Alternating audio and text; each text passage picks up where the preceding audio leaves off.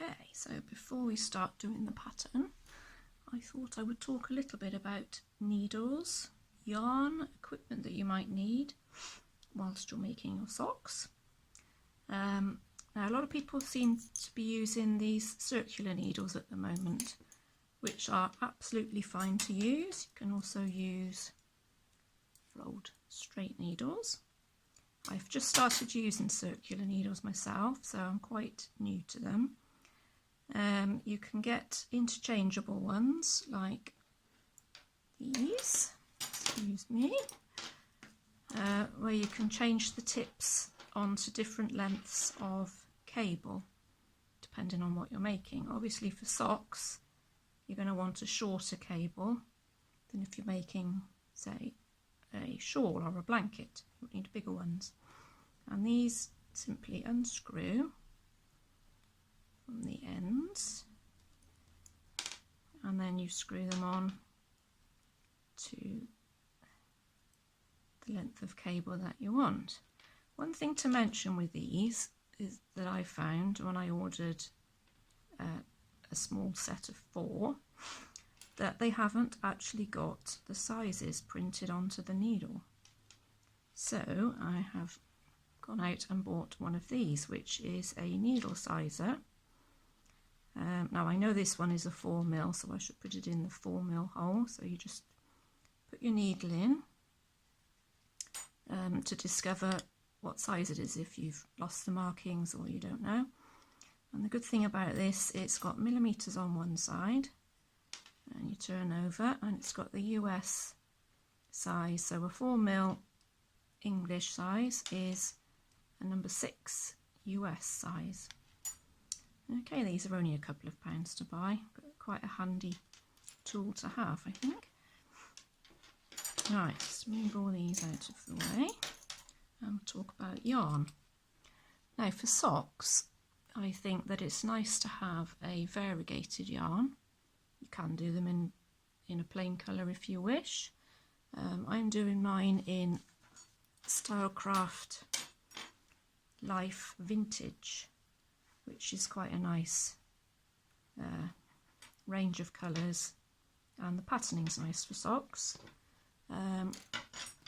I've also done a few little samples of batik, Stylecraft batik. Now they've got a huge range of colours of these. I've only got these at the moment, but again, any of these sort of self-striping yarns are really pretty for socks, well, for a lot of things, but particularly for socks.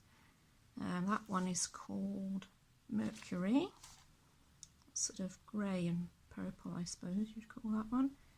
This one is called Phosphorus. I like this one very much, which is more of a sort of a rainbowy effect. This one I also like. I like them all, in fact. This is called Magnesium. Lovely bright colours, but not too bright. Very nice. And this one is called Iron, and I didn't do very much of this one, but it's sort of more earthy colours, that one. I've also made the socks originally in Stylecraft Special Effects, which actually does the self-striping and creates a pattern for you. If you've got, this has actually been discontinued now, unfortunately, but if you have got a self-striping, self-patterning yarn rather, it's a good idea to try and start your second sock in the same place on the ball as you did with your first sock. So as you can see here, this is my second one, which I haven't sewn up yet. I started it at the same place so that the socks will match.